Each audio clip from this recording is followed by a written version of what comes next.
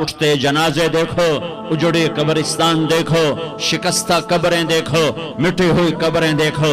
میں ہمایوں کی قبر پہ گیا، ایک اوپر تعویذ ہوتا ہے قبر کا، ایک نیچے اصل قبر ہوتی ہے۔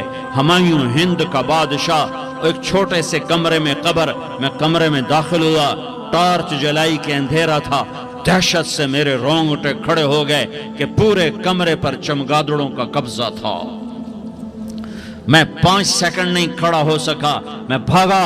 ہاں دیکھو دیکھو دیکھو، یہ دنیا کے بادشاہ کا آخری انجام ہے۔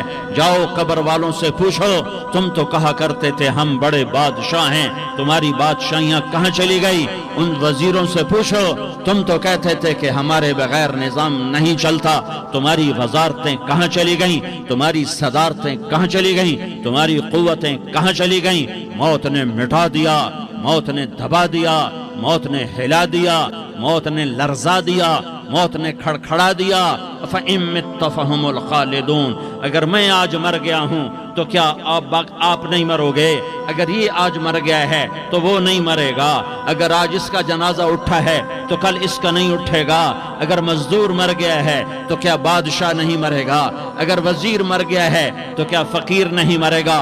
ہاں ہاں ہاں، سب کے لیے موت ہے، موت ہے، موت ہے۔ ایک طارق جمیل کی موت ہے، ایک احد، ایک زید عمر بکر کی موت ہے، اور ایک کل کائنات کو اللہ موت کی نیند سلانے والا ہے۔ اذا زلزلت الارض زلزالہا، زمین میں زلزلہ، اذا السماء انفطرت، آسمان کی موت، وَإِذَا الْكَوَاكِبُ انتثرت، ستاروں کی موت، وَإِذَا الْبِحَارُ سُجِّرَتْ، سمندروں کی موت، اذا الشمس كُوِّرت، سورج کی موت، وَإِذَا النُّجُومُ انْكَدَرَتْ، ستاروں کی موت، وَإِذَا الْجِبَالُ سُيِّرَتْ، پہاڑوں کی موت، وَإِذَا الْعِشَارُ عُطِّلَتْ، جانوروں کی موت، وَإِذَا الْبِحَارُ سُجِّرَتْ، سمندروں کی موت، وَيَوْمَ تَشَقَّقُ السَّمَاءُ بِالْغَمَامِ وَنُزِّلَ الْمَلَائِكَةُ تَنزِيلًا، ساری کائنات کو موت دینے والا ہے اور خود موت سے پاک ہے۔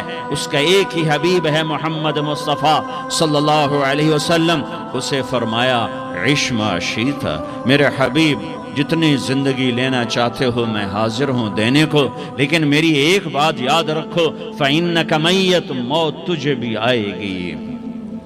میرے بھائیو، اللہ کو راضی کر لو، اللہ کو راضی کر لو۔ مسلمان ہونا بہت بڑی دولت ہے۔ میں 6 بر اعظم پھرا ہوں، دنیا کے بادشاہوں سے ملا ہوں، مالدار فقیروں سے ملا ہوں، جنہیں اللہ کا نہیں پتہ، ان سے زیادہ درد مند انسان دنیا میں کوئی نہیں۔ جنہوں نے اللہ کو بھلا دیا، ان سے زیادہ دکھی انسان کوئی نہیں۔ جنہوں نے اللہ کو بھلا دیا، ان سے زیادہ ناکام انسان کوئی نہیں۔